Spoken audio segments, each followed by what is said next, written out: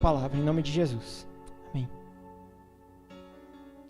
Abra sua Bíblia em 1 Pedro 1, 22. E nós vamos seguir na exposição da primeira carta de Pedro à igreja, aos crentes espalhados.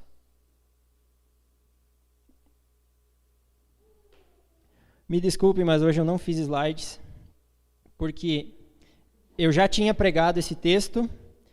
Eu tinha a mensagem pronta e eu fui estudar o texto de novo, melhor assim, e eu vi que aquela minha mensagem lá estava falando com uma ênfase que eu tinha dado. Então eu refiz a mensagem, por isso que não deu tempo de fazer os slides. Mas eu quero ler com vocês a sequência do texto que a Leti pregou no outro domingo. Ela parou no versículo 21, 1 Pedro 1, 21, e eu vou seguir a partir daí. 1 Pedro 1, 22, nós vamos ler até o capítulo 2, versículo 3. Então, 1 Pedro 1, 22 diz assim: Agora que vocês purificaram a sua vida pela obediência à verdade, visando o amor fraternal e sincero, amem sinceramente uns aos outros e de todo o coração. Vocês foram regenerados não de uma semente perecível, mas imperecível, por meio da palavra de Deus, viva e permanente. Pois toda a humanidade é como relva, e toda a sua glória como a flor da relva. A relva murcha, cai sua flor, mas a palavra do Senhor permanece para sempre. Essa é a palavra que lhes foi anunciada. Portanto, livrem-se de toda maldade, de todo engano, hipocrisia, inveja e toda espécie de maledicência. Como crianças recém-nascidas, desejem de coração o leite espiritual puro, para que por meio dele cresçam para a salvação, agora que vocês provaram que o Senhor é bom. Até aqui a palavra do Senhor.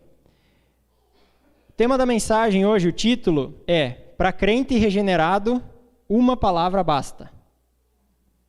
Para crente regenerado, uma palavra basta. Lembra disso? Tenta captar isso aí lá no final também. Quero trazer para vocês a história do filho pródigo, ou dos filhos perdidos, do pai pródigo, aquela parábola que Jesus contou, em que o filho mais novo sai de casa, pega a herança e vai gastar como quiser. Vocês sabem que depois o filho volta, se arrepende, pede perdão e o pai recebe ele de novo. Então, pensa a sequência da história, depois do que nós conhecemos. Só imaginando, não está na Bíblia, tá? Só para a gente fazer um exercício aí de pensamento. O pai recebeu ele de volta, colocou um anel no dedo, uma sandália nos pés, dizendo: não, tu não vai ser servo, tu vai ser filho, te aceito como filho de volta. E além disso, além da festa e desse recebimento, pensa que o pai, no outro dia, na outra semana, chama esse filho com um plano, um papel enrolado na mão ali e mostra uma planta baixa para esse filho. Mostrando essa planta baixa, ele diz: ó filho, essa aqui é uma casa que eu pensei em construir para ti, para deixar de herança para ti. Eu vou dividir de novo a terra, vou dar uma casa para ti, uma para o teu irmão. Mas olha essa casa aqui, esse plano, o que é que tu acha? E o pai pede, tá aí, tá de acordo, tá do agrado, gostou desse plano, desse projeto? E o pai conhece o filho, ele sabe o que é que o filho gosta, o que é que o filho precisa. E o filho diz: claro, pai, óbvio, claro que eu aceito, eu não ia mais nem ter herança, vou ter uma casa e ainda mais do jeito que eu mais quero. E aí o pai diz: bem, então filho, tá ok, você vai ganhar ela, vamos começar a construir, mas agora, até a casa ficar pronta, eu preciso que você faça isso, aquilo, e faça daquele jeito. Então o pai dá algumas instruções para ele. A palavra de Deus é como se fosse essa planta baixa aí. Essa planta da casa que o pai mostrou para o filho. Uma vez que, o pai dá para os filhos, então Deus é que dá em nossa direção. E essa palavra, essa planta, prevê a nossa herança. Na palavra diz, nós vamos receber uma herança. E é uma herança perfeita, com tudo que nós queremos e tudo que nós precisamos. Eu preguei isso no outro texto, um pouco antes aqui, diz que nós somos regenerados para uma herança incorruptível. E assim que a palavra é aceita por nós, filhos, e nós dizemos, ok, Deus, eu quero essa herança, eu aceito. Então, a obra começa. E o detalhe é que a obra começa em nós, óbvio. Não tem um terreno em que vai estar sendo construída a nossa herança. Nossa herança está no céu, mas a obra começa. E da mesma forma, quando a gente diz, ok, eu quero, Deus ele diz para nós, então, tudo bem, vamos começar a construir, mas eu preciso que você faça isso, isso, aquilo, de tal e tal forma. É mais ou menos assim a palavra de Deus conosco, com a nossa vida. E nesse texto de hoje, tem uma sequência daquilo que a Letícia falou, como eu disse, ela falou que nós temos que viver em santidade e reverência, e aqui Pedro continua dizendo o que é que nós devemos fazer. Pensa que está naquela parte da instrução do pai, que o pai falou, ó filho, você tem que fazer isso, isso, aquilo. Esse texto está nessa parte do projeto aí. Nós devemos viver e fazer isso, isso, aquilo. Para a gente ter um pouco melhor o contexto geral, Pedro veio falando que nós fomos regenerados por Deus Pai. Se você quer dar uma olhada, acompanhe no capítulo 1 de Pedro, lá no versículo 3.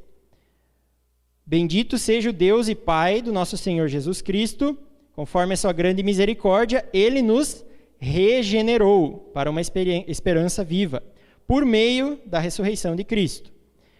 E logo antes, disse que nós fomos salvos, eleitos, escolhidos de acordo com a obra santificadora do Espírito. Então é isso aí que vem acontecendo na nossa vida. Nós temos essa herança viva, uma esperança prometida nos céus, e nós estamos vivendo os últimos dias. Isso tudo nós compartilhamos com os destinatários de Pedro. Pedro escreveu para as igrejas espalhadas pelo mundo, lá igrejas que ele conhecia, e o contexto era esse. Eles tinham acabado de conhecer Jesus, estavam vivendo o evangelho, e Pedro diz, vocês têm uma herança, vocês foram escolhidos, foram regenerados, estamos vivendo os últimos dias, e aqueles irmãos lá estavam sendo perseguidos. Isso não é novidade para nós. Mas naquele momento, presta atenção, olha a diferença. Os irmãos para quem Pedro escreveu, eles não estavam sendo perseguidos, queimados vivos, assassinados ainda. Era um pouco antes disso. Eles estavam assim, sendo deixados de lado. É cristão? Não, então não vou te contratar. É cristão? Aqui deu faltou lugar para funcionário aqui, faltou emprego. Vou ter que tirar o cristão aqui, cristão, cai fora. E eles estavam sendo assim, deixados meio de lado. E eles estavam sofrendo por muitas coisas assim. E Pedro escreve para encorajá-los. E daí Pedro diz também várias e várias vezes na carta, como um todo, se é para sofrer, sofra por fazer o bem. Não vai querer reclamar de estar sofrendo por ser bandido. Vocês que são crentes são regenerados, cristãos regenerados. Então vocês devem sofrer, vão, mas que seja por seguir o exemplo de Cristo. O propósito da carta, e isso é bom a gente ter em mente em todas essas pregações aqui, está lá no capítulo 5, versículo 12. Diz lá, Pedro falando, com a ajuda de Silvano, a quem considero irmão fiel, eu lhes escrevi resumidamente, para quê? Encorajando-os a testemunhar de que esta é a verdadeira graça de Deus. Mantenham-se firmes na graça de Deus. Então esse é todo o objetivo do que Pedro escreve aqui. Desde lá do início que eu falei, explicando a obra do Pai e do Filho, a obra do Pai e do Espírito, desculpem, depois a Leti falou da obra do Filho, viver em santidade, viver em reverência, isso tudo é para que se mantenha a firmeza na graça de Deus. Então, Pedro já vinha falando, como eu acabei de ler, 1 Pedro 1, ele disse, vocês foram regenerados. Eu vou repetir essa palavra hoje até vocês enjoar. E a graça que a gente recebe nessa regeneração, a graça é o quê? é uma capacidade, é uma força especial, é uma bênção, uma ajuda de Deus. Essa é a graça que nós recebemos. Essa graça a gente recebe por meio do sacrifício de Cristo. Todo mundo já ouviu isso em algum momento. Cristo morreu para que a gente fosse capacitado a se aproximar de Deus. E ela deve impactar a nossa vida. E daí que está um detalhe importante. Eu quero que você preste atenção, porque é um texto, assim, até de certa forma comum. A gente lê muito, ouve muito textos assim, pregações, que dizem, vivam de tal forma, amem-se uns aos outros. Mas presta atenção, que pode bater um pouco mais embaixo, como bateu para mim. Então a vida que eu vejo, a vida com Deus, a vida ideal com Deus, ela deixa de ser uma coisa que eu vejo em alguém e acho bonito. Quando a graça me atinge, eu não olho para alguém, um pastor, um líder, alguém assim, nossa, como ele ora, como a vida dele com Deus é viva, interessante. Não é mais assim. Essa vida agora é a minha. A minha vida é ativa com Deus. Por causa dessa graça. É uma força, um ímpeto que eu recebo do Senhor. A Bíblia deixa de ser um livro que eu leio aqui na igreja, que eu escuto e que eu sei que lá na igreja tem Bíblia, eu tenho uma Bíblia. Ela deixa de ser isso, ela se torna a fonte da vida. Palavra do Senhor. E daí você vai avaliando aí, até que ponto está sendo realidade isso para você. Por meio dessa graça de Jesus, eu consigo ver como a Bíblia faz sentido para mim.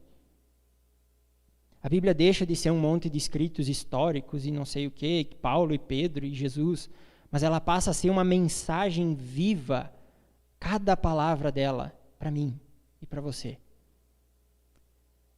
Então, para um crente regenerado, uma palavra basta. E eu quero olhar com vocês, nesse texto de Pedro aqui, 3 coisas que aparecem na sequência que nos chamam a atenção e destacar aí a ênfase que me parece que Pedro quis dar para esse texto. Em primeiro lugar, o fato é que nós somos regenerados. Nós somos regenerados. Versículo 22 e 23 está dizendo ali, mas agora vocês purificaram a sua vida pela obediência à verdade. Capítulo 1, versículo 3, ele disse, vocês foram regenerados. Então ele repete aqui, quem acredita, quem aceita, quem obedece o Evangelho é regenerado. Então você já tem pelo menos um começo de mudança na sua vida. É como quando o plano de construção ele é aprovado. O plano de construção da nossa igreja está só no papel ainda, só no AutoCAD ali, né? Não foi mandado para a prefeitura, não foi assim dado o ok, nem pela Assembleia ainda, eu acho. Mas assim que ele for para lá, para a prefeitura, for aprovado e a gente der o início ali na obra, a obra então vai ter começado. É mais ou menos assim. Quando nós cremos no Evangelho, e o que é o Evangelho? Eu preciso falar. É o fato de que eu mereço, e você merece, a morte pelo seu pecado. Mas tem um cara que não tinha nada a ver com a história e veio e morreu no seu lugar. Esse é o Evangelho. Quando você crê nisso, crê nesse cara que se chama Jesus, é o Filho de Deus, começa uma mudança. Deve começar uma mudança. A nossa vida ela é purificada do pecado. A gente nasce de novo, regenerado, gerar, regenerar. Nós somos uma nova vida, com novo ânimo, com novas inclinações. Eu já falei isso aqui, então eu estou batendo na mesma tecla. Uma nova vida, uma vida diferente. Um novo modo de vida. É isso que o Evangelho gera. E a gente pode estar caindo na mesmice. Lembra lá dos destinatários de Pedro? Estavam começando a ser perseguidos. O pessoal estava assim, tu é cristão? Então o emprego aqui não tem mais para ti. Empréstimo, comida, não te vendo mais, tu é cristão. E o que as pessoas estavam começando a querer fazer? Mas continuar sendo cristão tá complicado. Se eu voltasse, pelo menos dizer assim, não, eu não sou mais cristão, eu só fui por um tempo, agora não sou mais. Pelo menos ia facilitar a vida. Essa era a tentação, provavelmente, dos irmãos lá. Então Pedro vem dizer assim, gente, qualquer retrocesso, vocês estão caindo da graça, como diz o outro texto. Então preste atenção, você é um regenerado. Se você é regenerado, qualquer retrocesso, qualquer passo atrás, é uma volta à vida de antes. Então eu quero aplicar, em primeiro lugar aqui, que se você ainda não obedeceu o Evangelho, se você ainda não tinha entendido isso, que se com a tua boca você confessar que Cristo é o Senhor, você vai ser salvo, está mais do que na hora de fazer. Entrega o teu coração a Jesus. Agora, se todos nós já fizemos isso, talvez seja o caso aqui, a maioria de nós, lembre que você é regenerado. E o que é que Pedro diz? Agora que vocês purificaram sua vida pela obediência à verdade, visando ao amor fraternal e sincero, façam o quê? Olha o imperativo, a ordem aí. Amem sinceramente uns aos outros. Então, para a gente não ter dúvida, Pedro usou a mesma palavra que eles usam para o amor de Jesus por nós, que é o ágape. É aquele amor que dá a vida pelo outro. Faz isso pelo teu irmão. Agora que você é regenerado, ame aos outros. A ordem está clara. Então, como é que eu posso demonstrar esse amor? Dificilmente vai ter na nossa vida uma situação em que vão apontar uma arma para o teu vizinho, para o teu irmão e vão dizer, quer tomar o tiro no lugar dele. Provavelmente não vai acontecer isso. Mas tem o quê? Tem aquele vizinho que você conhece, que sabe que tem problemas e que você pode visitar. E ser instrumento de Deus na vida dele. Vai amar esse vizinho. Visita ele essa semana.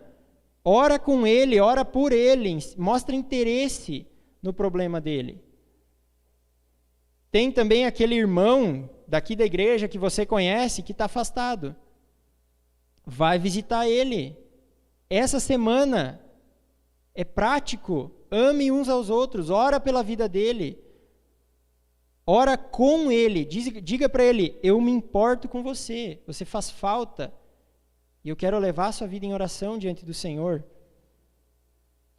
Meu querido, sai da sua caixa. Sai da sua defesa.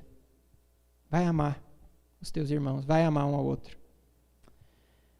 Então pensa nessa frase aí. Agora que eu sou regenerado, eu devo amar aos outros. E olha o detalhe, eu devo. Não é eu poderia. Bem que eu gostaria de amar.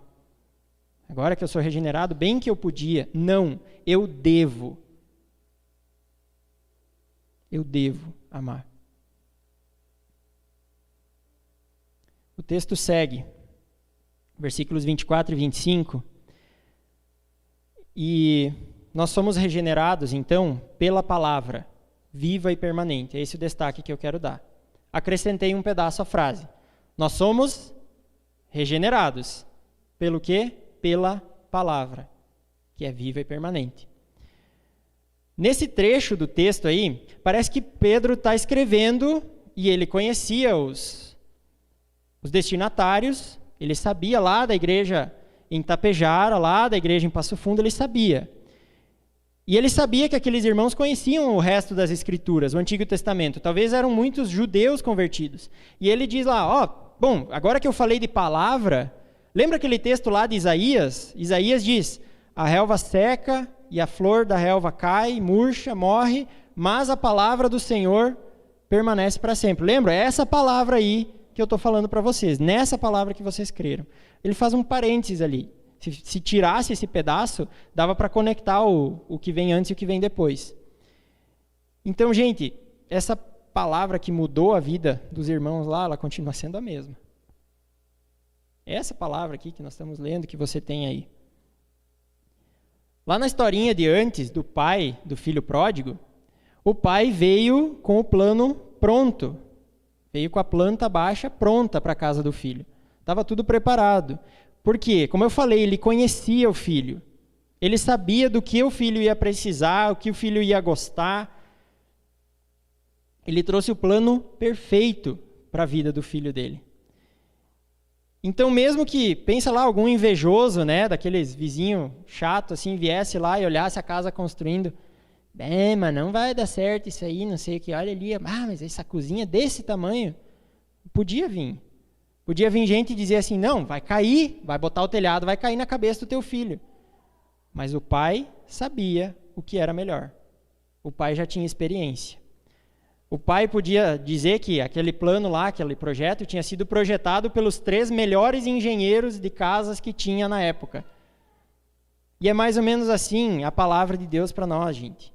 Ela foi planejada para nós. Deus nos revelou a palavra para que nós entendêssemos. Ela não é para ser algo distante, longe, que eu tenho que fazer um esforço sobre-humano. Não. É a tradução da vontade de Deus em palavras humanas, para eu e você entendermos. Essa palavra, esse plano, foi planejado pelos 3 melhores comunicadores que já existiram e já existirão, que é a Trindade. E aí a gente pode pensar, Deus Pai falou, dirigiu, revelou a palavra. Deus Filho, que foi Jesus, foi a palavra sendo visível a nós aqui. Ele veio, como diz João, nossos olhos viram e nossas mãos apalparam e nós convivemos com Ele. Ele é a palavra. E o Deus Espírito inspirou os escritores na hora que eles estavam redigindo e Ele nos ilumina hoje na leitura. O autor da palavra está sempre presente quando a gente lê. Então, nós temos a tendência ainda de pensar que, aí, falando de redenção, de que Deus criou tudo, sim, claro, né? Deus é todo poderoso, Ele criou, mas daí entrou o pecado. Isso não estava previsto. Foi um problema, assim, urgente. E daí Deus, não, vai lá, Jesus, Filho, resolve lá o problema, tu é todo poderoso. A gente muitas vezes tem a tendência de pensar isso. Que Deus teve que achar uma solução, teve que pensar numa solução para o pecado depois. Mas não tem nada mais errado do que isso. Não tem nada mais errado do que pensar que Jesus foi chamado lá, peraí, o ser humano lá que a gente criou, deu problema, vai lá salvar eles. Não. 1 Pedro 1,20, deve estar logo acima do seu texto aí, diz que Jesus foi conhecido antes da criação do mundo, mas revelado nesses últimos tempos em favor de vocês. Ou seja, o que tem a ver isso, redenção e Jesus? Está na palavra. Deus já estava avisando, Deus já estava prevendo, e Ele disse, quando Jesus veio, Ele era, ou é o Verbo, que era Deus, estava com Deus, era um com Deus, e voltou para lá, está com o Pai. É isso que a palavra nos revela. Gente, a palavra é a verdade que nós precisamos. Lembra do texto de João 8,32? A gente ouviu muito uns 4 anos atrás esse texto.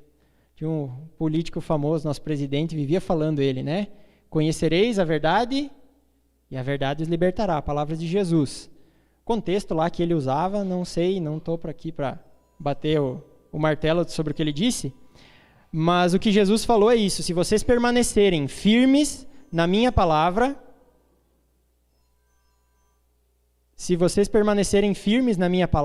vocês serão verdadeiramente meus discípulos e conhecerão a verdade e a verdade os libertará.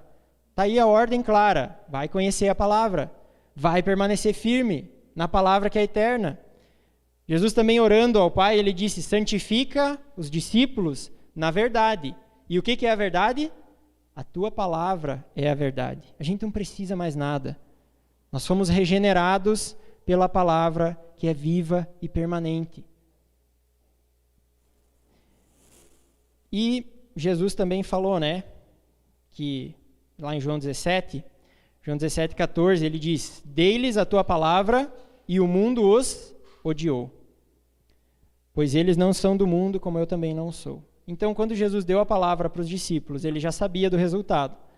Ele já sabia do ódio que a gente ia levantar quando dissesse, eu creio na Bíblia. E hoje, quanto mais a gente tem visto isso acontecer. Tudo que se prega e se acredita é contrário à Bíblia. Ou, como nós conversamos nos jovens sábado à noite, é aquele relativismo tão grande que o que é verdade para ti, eu até admiro. Beleza, tu acredita na Bíblia, show, mas eu acho que não. Para mim não é verdade. O que é que Jesus disse? Vocês conhecerão a verdade, e a verdade os libertará. Não tem outra. E nós suscitamos o ódio do mundo quando nós falamos isso. Ainda mais se a gente fala de um jeito odioso. Mas mesmo crendo e falando em amor, o mundo nos odeia por isso. Mas a palavra é suficiente.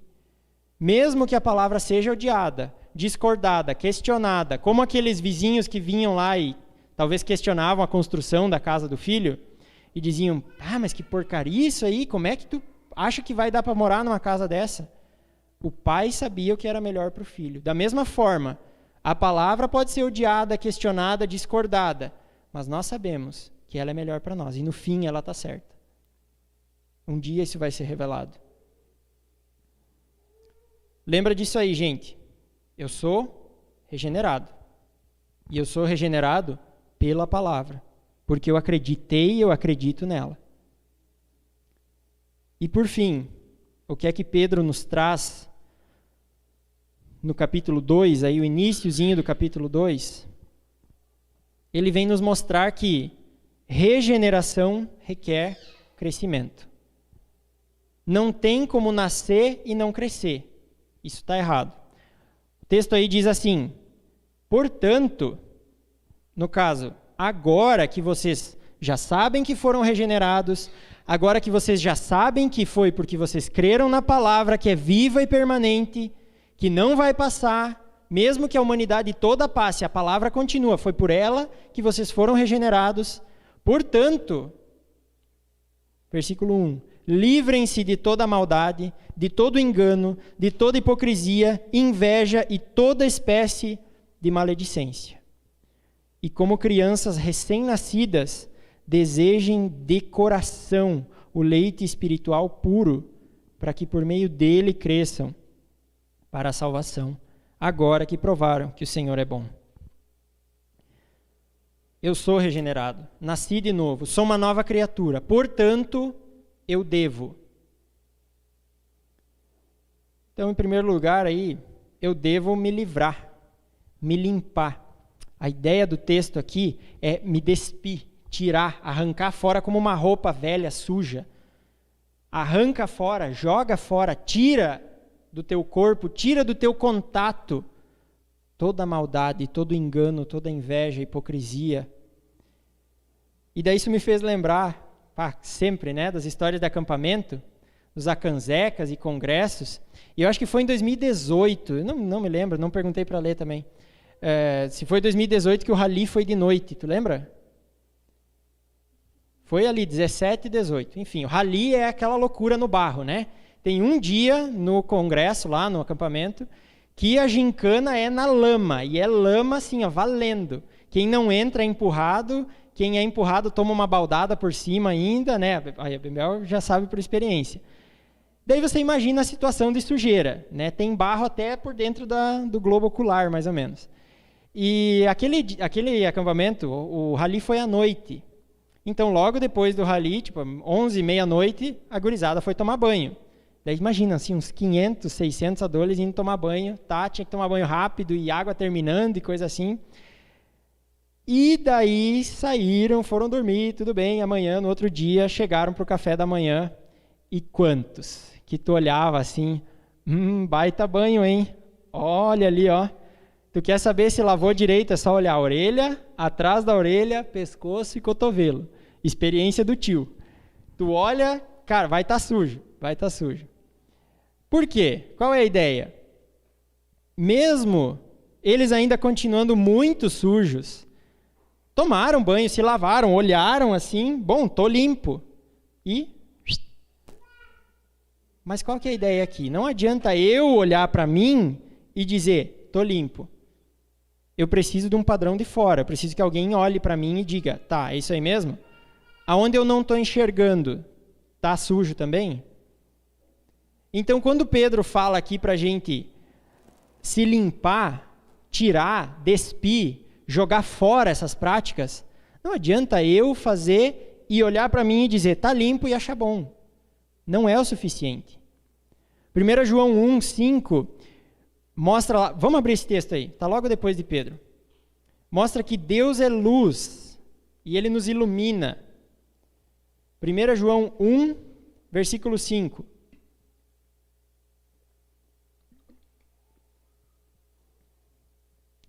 Essa é a mensagem que dele ouvimos e transmitimos a vocês. Deus é luz, e nele não há treva alguma. Se afirmarmos que temos comunhão com ele, mas andamos nas trevas, mentimos e não praticamos a verdade. Se, porém, andarmos na luz, como ele está na luz, temos comunhão uns com os outros, e o sangue de Jesus, seu Filho, nos purifica de todo o pecado. Quando tu quer enxergar se alguma coisa está encardida, tu vai lá no canto e fecha a porta e vai na sombra olhar? Não, tu pega aquilo e leva para a luz, leva no sol para ver, tá encardido mesmo, tá sujo isso aqui. Essa é a ideia. Quanto mais perto eu chego da luz de Deus, mais eu vejo que eu não valho nada, que eu sou sujo mesmo, que eu de um jeito ou de outro eu tenho esse pecado de hipocrisia. Eu tenho esse pecado de fofoca, de maledicência, de falar coisa errada, palavrão, enfim. Nem que seja de pensar isso. Eu tenho maldade no meu coração. Eu tenho engano. Mas eu preciso chegar perto da luz para perceber isso. E quando eu chego perto da luz, o sangue de Jesus pode me purificar desse pecado. Gente, isso aqui não é palavra evangelística, isso é palavra para nós. Como eu gosto de chamar, macaco velho de igreja que nós somos, nós precisamos estar constantemente chegando perto da luz, porque a gente se afasta e a sujeira começa a encardir de novo. Então nós somos cegos, a gente precisa se expor à palavra. É a palavra que vai revelar isso no nosso coração. Hebreus 4:12 diz, porque a palavra de Deus é viva e eficaz, e mais cortante que uma espada de 2 gumes, e ela penetra até a divisão da alma e do espírito, e de juntas e medulas, e ela é apta, é capaz de discernir os desejos e pensamentos do nosso coração, coisa que eu não consigo fazer, porque eu acho que eu estou fazendo aquilo na melhor das intenções, mas Deus sabe que lá no fundo o desejo é mau, e a palavra revela isso para mim. Eu preciso me expor à luz da palavra. Ela é como um espelho, que quando vai no sol, eu boto o espelho e ele reflete aquela luz na minha cara. A palavra faz assim com a luz do Senhor. Ela reflete a luz e mostra nossa sujeira. Nós podemos voltar aí e olhar o texto de 1 Pedro 2:2 novamente.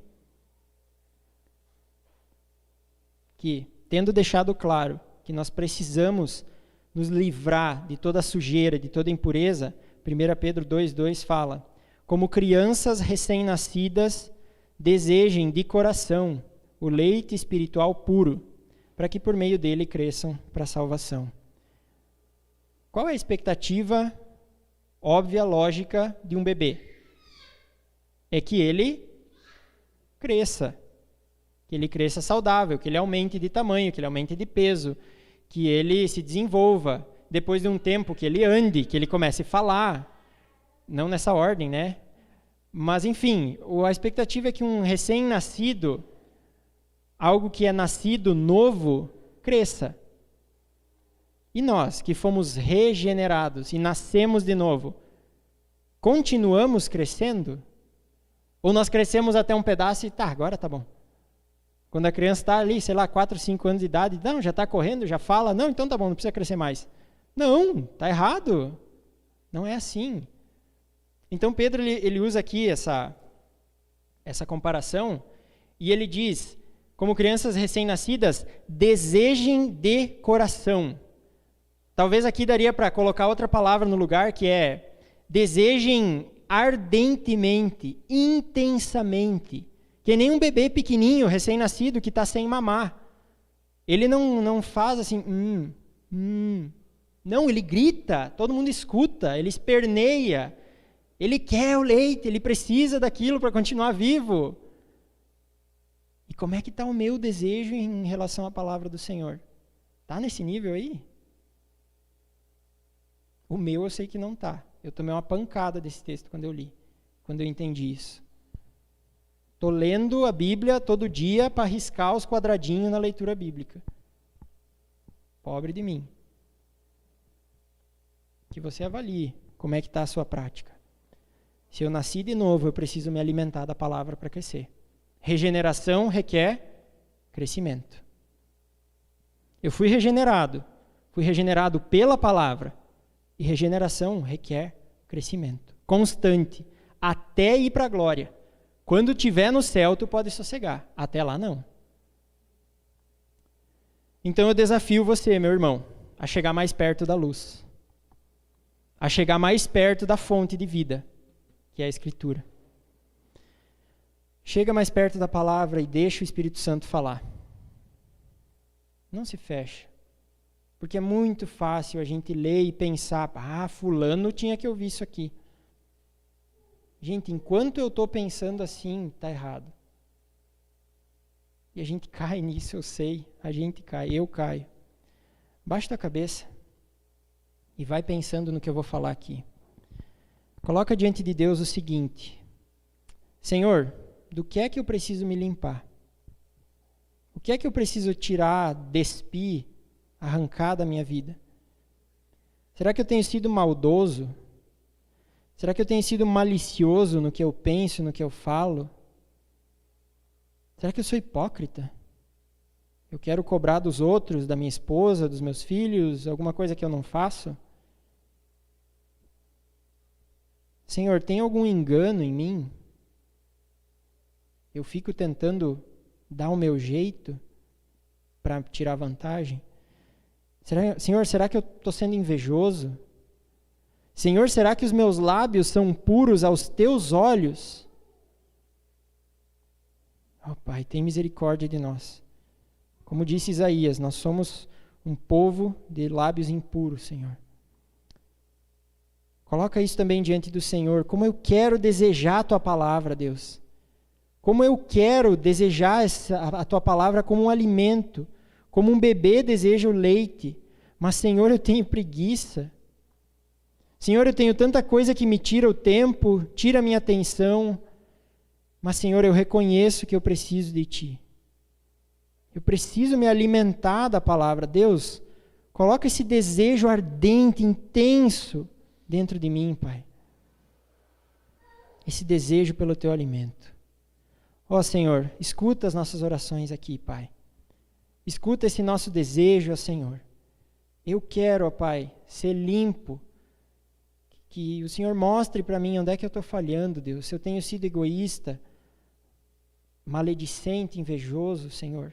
Eu quero que Tu coloque esse desejo ardente pela palavra, Deus, para Te ouvir falando por meio da Escritura, Senhor. Coloca isso no nosso coração. Nos ajuda a implementar isso, ó Pai, na nossa vida. Amém. Para concluir, gente, Pedro também diz aqui: façam isso tudo, versículo 3, agora que vocês provaram que o Senhor é bom. Vocês não precisam mais esperar algum milagre, alguma coisa para entender que Deus é bom. Você sabe que Deus é bom. Você já provou do agir de Deus na tua vida. Talvez foi pouco. Não se satisfaça. Agora que você provou que o Senhor é bom, você sabe que Ele é bom, vai atrás de mais. Cavoca um pouco mais, vai mais fundo. A obra já começou. Nós já aceitamos o plano de construção. A obra está em andamento. Nós fomos regenerados. Lembra disso, nós somos regenerados. E nós somos regenerados pela palavra, que é viva e permanente. E mesmo que todos nós aqui morramos, que o mundo acabe, a palavra continua. E foi por ela que nós somos regenerados. E por fim, regeneração requer crescimento. O Senhor quer que a gente cresça. Gente, a palavra é o leite mais puro, o alimento mais nutritivo que a gente poderia querer e esperar para a nossa vida. Para o crente regenerado, uma palavra basta. Amém? Pessoal da música, vamos cantar mais uma.